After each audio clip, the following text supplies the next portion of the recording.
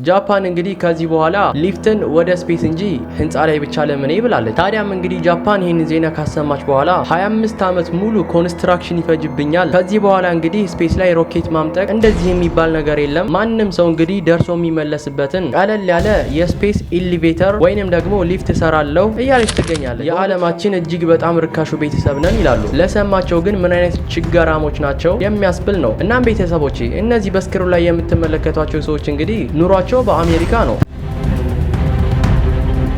ሰላም ጤና ይስጥልኝ በመላው ዓለም የምትገኙ ቤተሰቦቼ፣ ዛሬም እንደተለመደው በሌላ ዶክመንታሪ ቪዲዮ ተመልሻለሁ። ሁላችሁም እስከ ቪዲዮ ፍጻሜ ድረስ አብራችሁ ይቆዩ። አዲስ ከሆናችሁ ሰብስክራይብ አድርጉ። እንዲሁም ይህን ቪዲዮ ደግሞ ብዙ ሰዎች እንዲመለከቱት ላይካችሁ አይለኝ። ይመቻችሁ። መልካም ጊዜ።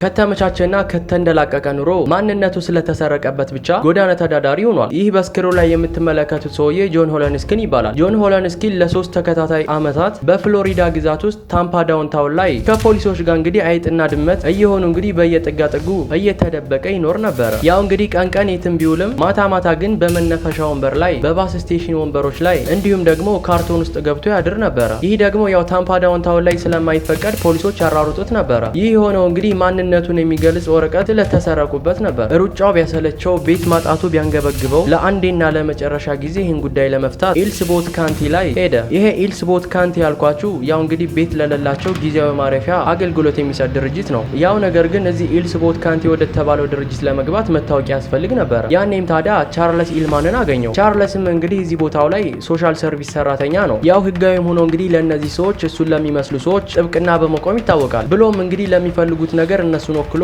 መንቀሳቀስ የሚችል ሰው ነው። ታዲያም እንግዲህ ይህ ሰው የጆን ሆለንስኪንን ማንነት ለማጣራት እንግዲህ ጊዜ አልፈጀበትም ነበር። በእርግጥ ጉዳዩ ግን እጅግ ከባድና አስቸጋሪ የሚባል ሁኔታም ነበረ። እጅግም ውስብስብም ነበር። ምክንያቱም ደግሞ ስለሱ የሚገልጽ አንድም መረጃ ለማግኘት ተቸግሮ ስለነበር። ስለዚህ እንግዲህ እሱን የሚገልጸውን ዶክሜንቶች ለማግኘት እጅግ ብዙ ርቀት መሄድ ነበረበት። በጉዞውም ታዲያ ቻርለስ ጆን ሆለንስኪን ፖላንዳዊ መሆኑን አረጋገጠ። በእርግጥ ግን የአሜሪካ ዜግነት እንዳለውም በገባው ሰዓት ይህንን ጉዳዩን ወደ ፖሊስ መውሰድ ነበረበት። ታምፓ ዳውንታውን ከተማ ፖሊስ ዲፓርትመንት ይህንን ጉዳይ የሚመለከተው ዶን ማክዶላንድ ይባላል። እሱም ታዲያ ልክ እንደ ቻርለስ ቀልና ነበርና አሰልቹን መንገድ እንግዲህ አብረው ተጓዙ። በዚህም የተነሳ ታዲያ ጆን ሆለንስኪን መንጃ ፍቃዱ ተገኘለት። እሱም ብቻ ሳይሆን ሶሻል ሴኩሪቲ የከፈራቸው ደረሰኞች እንዲሁም ደግሞ ያጠራቀማቸው ገንዘቦች በሙሉ ተገኙለት። አሁን እስካሁን በነገርኳችሁ ነገር ከተገረማችሁ እጅግ የሚገርመውን ነገር ደግሞ ልንገራችሁ። በቀድሞ ላንድማርክ በአሁኑ ደግሞ ባንክ ኦፍ አሜሪካ እጅግ ብዙ ገንዘቦች ተገኙ በሱ ስም። እንግዲህ ይሰቡት ለ3 ዓመታት በየጥጋጥጉ በባስ ስቴሽን እና በካርቶኖች ውስጥ ሲያድር የነበረው ይህ ሆለንስኪን ያው እንግዲህ ከራሱ አልፎ ለሌሎች እጅግ ብዙ ቤቶችን መግዛት የሚችል ብዙ ገንዘብ ባንክ ውስጥ ተገኘ። ታዲያም እንግዲህ ሁላ ገንዘቡን ማንነቱ ሲጠፋ እንዳይጠቀም የታገደ ገንዘቦች ናቸው። በስተመጨረሻም እንግዲህ እዚህ ስክሪኑ ላይ በምትመለከቷቸው ሁለት ጀግና ግለሰቦች ማለትም ፖሊሶች ማንነቱ ተመልሶ ገንዘቡም ተመልሶለት ያው ሰላማዊ ህይወትም መኖር ጀምሯል። እና ለማንኛውም ይህ ሆለንስኪን የተባለ ሰው ላመነበት ለማንነቱ በረንዳ ዳሪ ሆኖ ነበረ። እና ለማንኛውም ይህ ሆለንስኪን የተባለ ግለሰብ በመጨረሻም በእድሜው አመሻሽ ላይ ሀሪፍ ነገር ተገኝቶለታል። ለማንኛውም ወደ ሁለተኛው ዶክመንታሪ ቪዲዮአችን አለፍኩኝ። ጃፓን እንግዲህ ከዚህ በኋላ ሊፍትን ወደ ስፔስ እንጂ ህንጻ ላይ ብቻ ለምን ይብላለች። ታዲያም እንግዲህ ጃፓን ይህን ዜና ካሰማች በኋላ 25 ዓመት ሙሉ ኮንስትራክሽን ይፈጅብኛል፣ ከዚህ በኋላ እንግዲህ ስፔስ ላይ ሮኬት ማምጠቅ እንደዚህ የሚባል ነገር የለም፣ ማንም ሰው እንግዲህ ደርሶ የሚመለስበትን ቀለል ያለ የስፔስ ኤሊቬተር ወይንም ደግሞ ሊፍት ሰራለው እያለች ትገኛለች። በ2018 ሺቤክ ዩኒቨርሲቲ ሳምፕል ልኮም ነበረ። በዚህም ታዲያ የተሳካ ሙከራ እንዳደረጉ ሳይንቲስቶቹ ተናግረዋል። የዚህን ኤሮስፔስ ኮንስትራክሽን የሚይዘው ደግሞ ኦባያሺ ሮኬት ኮንስትራክሽን ድርጅት ነው። ታዲያም እንግዲህ ጃፓን ከዚህ በኋላ ይሄን ሁላ ነገር የምናደርገው ተጠንቅቀን ነው፣ ሁሌም ቢሆን ምድር ላይ የሚቀር ምንም አይነት ቴክኖሎጂ የለም፣ ሁሉም ነገር ወደ ስፔስ ይላካል እያለች ትገኛለች። ታዲያም እንግዲህ ለሚቀጥሉት ዓመታቶች ኮንስትራክሽኑ ይጀመራል። ጃፓን ከዚህ በኋላ የፈጀውን ይፍጅ እንጂ ምንም ነገር ከዚህ በኋላ ምድር ላይ የማስቀረው ነገር የለም፣ ቴክኖሎጂን ወይንም እያንዳንዱ እውቀቴን ወደ ስፔስ ኤሊቬተሩን በመስራት አውልበታለሁ እያለች ትገኛለች። ከዚህም በፊት እንግዲህ ግማሽ ኪሎ እቃ ወደ ስፔስ ለመላክ ብትፈልጉ $3500 ያስፈልጋል ይገዛላችሁ ነበር። አሁን ግን ሰቡት ከ3000 ምናምን ዶላር ወደ $25 ዝቅ ብሏል። እና ለማንኛውም ወደ ስፔስ ግማሽ ኪሎ ዕቃ መላክ ከፈለጋችሁ በ$25 ብቻ መላክ ትችላላችሁ። ታዲያም እንግዲህ ይህንን ለመስራት በቂ የሆነ ማቴሪያል አለ ወይ ጥያቄ ነበረ። ምንም ችግር የለውም እውቀትና ቴክኖሎጂ የት ሂዶ ትላለች። ለዚህም ፈጠራዋ ታዲያ ካርቦን ናኖ ቲዩብን እንደ አማራጭ አድርጋ ትጠቀማለች። ይህ ማለት እንግዲህ ከብረት 20 እጥፍ የተሻለ ጥንካሬ ያለው ማቴሪያል ማለት ነው። ስፔስ ላይ እንግዲህ 2 ሳተላይቶች ይገጠማሉ። እዛው ታዲያ ኤሮስፔስ ሳተላይት ላይ ግንባታ ይገነባና ከምድር ወደ ሳተላይቱ ቀጥታ ይገናኛሉ። ሳተላይቱም ታዲያ ከምድር እኩል እሽክርክሪቱን እያደረገ ይህንን ጉዞ ይጓዛል። 36210 ኪሎ ሜትር ገመዶች ዝርጋታ እንደሚያስፈልጋት ትናገራለች። እና ለማንኛውም እጅግ በጣም ገራሚ ነው። ዓለማችን እንግዲህ እየደረሰችበት ያለው ቴክኖሎጂ አሁንም ቢሆን አስገራሚ ነው። ለማንኛውም ወደ 3ኛው ዶክመንታሪ ቪዲዮአችን አለፍኩ።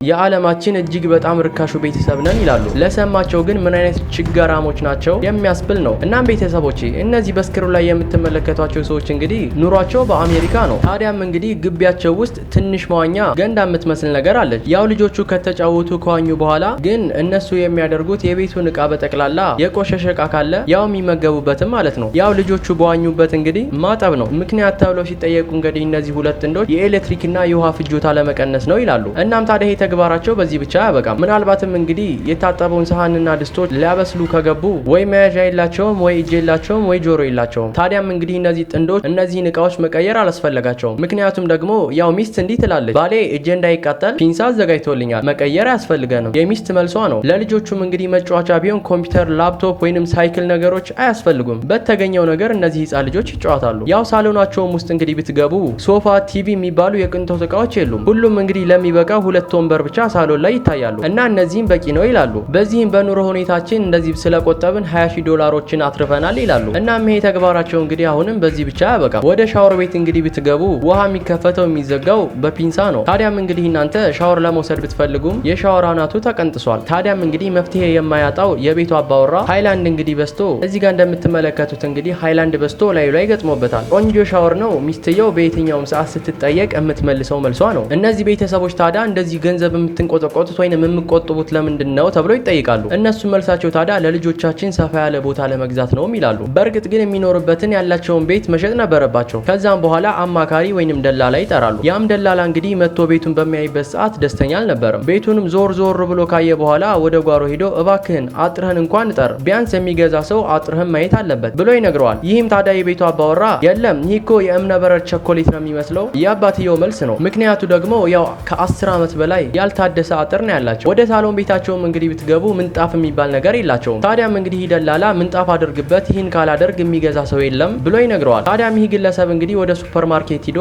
ሳምፕል ምንጣፎቹን $2 እየገዛ ይዘው መጥተው ቤታቸው ላይ መገጣጠም ይጀምራሉ። ታዲያም ይህ የሽያጭ አማካሪ እንግዲህ እባክህን ቤቱ ላይ ሶፋ ነገር ጣል አድርግበት፣ ያለበለዚያ ግን ቤቱን ብለው የሚመጡ ሰዎች ሳይገዟችሁ ነው ቤቱን የሚሄዱት። ታዲያም እንግዲህ እነዚህ ሁለት ጥንዶች መግዛት የሚባለውን ነገር አልተስማሙም። ይልቅንስ እንደ አማራጭ አድርገው ያመጡት ነገር ወደ ጎረቤታቸው ጠጋ ብለው አንድ ነገር ማለትን ነበር። እባካችሁ ቤታችን እስኪሸጥ ድረስ ሶፋችሁን አበድሩን፣ ነገር ግን ቤቱ ከተሸጠ በኋላ ሶፋውን እንመልስላቸዋለን ብለው ጎረቤት ሄደው ይጠይቃሉ። በእርግጥ ግን ይሄን ሁላ ነገር አድርገው አልተሳካላቸውም ነበር። ሁሉም እንግዲህ ይሄን ቤት ለመግዛት የሚመጡ ሰዎች በጠቅላላ ይህ ቤት እንዴት ሊሆን ይችላል? ከምንጣፍ ጀምሮ እንግዲህ እንደምትመለከቱት የተገጣጠመ ነገር ያለበት ቤት ነው፣ እናመሰግናለን፣ ቤቱን ለመግዛት የሚመጡት ሰዎች መልሳቸው ነበረ። ታዲያም እንግዲህ እነዚህ ሁለት ጥንዶች ከነ ቤተሰቦቻቸው አልከፋቸውም። ምናልባት እንግዲህ የኛ ሀሳብ የገባው መጥቶ ይገዛናል ብለው እየጠበቁ ነው። በዚህም ታዲያ እነሱ ገንዘብ ቆጥበናል ቢሉም ሌሎቹ ግን ችጋራሞች ናችሁ፣ ስንት ዓመት ሊኖር እንደዚህ ይንገበገባሉ፣ ቢያንስ እንግዲህ ለሚያሳድጓቸው ልጆች እንኳን ሲባል ምን አለ ደህና ነገር ቢያደርጉላቸው እያሉ ሁሉም የራሳቸውን አስተያየት ሲሰጡ ተሰምተዋል። እነሱ ግን ወይ ፍንክች መቼም ቢሆን አናደርገውም መልሳቸው ነው። እና ቤተሰቦች እናንተሳ እነዚህን ሰዎች ምን ትሏቸው ይሆን? ብቻ ለማንኛውም ሀሳባችሁን ኮሜንት ላይ ይጠብቃለሁ። የዛሬ ፕሮግራማችን ይሄን ይመስል ነበረ። በቀጣይ በሀሪፍ ፕሮግራም እንገናኛለን። እስከዛ ድረስ ግን ሀሪፍና መልካም ጊዜ ተመኘው።